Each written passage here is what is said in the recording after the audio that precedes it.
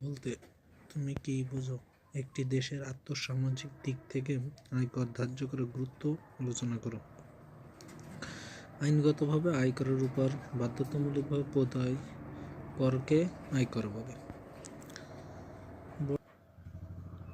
বর্তমানে 1984 সালে আয়কর অধ্যাদেশ অনুসারে আয়করের ধার্য দেশের আর্থসামাজিক দিক থেকে আয়করের ধার্যের গুরুত্ব এই গুরুত্বের ভিতরে ভূমিকা পালন করা হয়েছে। যেমন 1, শিল্প প্রতিষ্ঠানে কর অবকাশ। 2 হচ্ছে ক্ষুদ্র কুটির শিল্পের কর রেয়াত। 3 হচ্ছে কর অবকাশের বিকল্প ব্যবস্থা। উৎসাহিত অবকাশ ব্যবস্থার মধ্যে আবার বিকল্পকে 2টি ব্যবস্থা রাখা হয়েছে: বর্ধিত অবচয় ভাতা।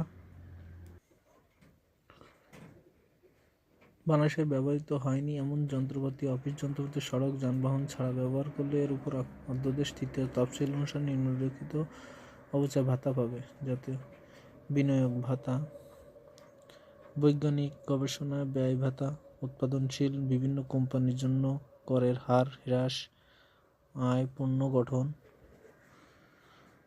অর্থনৈতিক সামাজিক উন্নয়ন, রপ্তানি বাণিজ্য উৎসাহিতকরণ, দানের জন্য কর অব্যাহতি।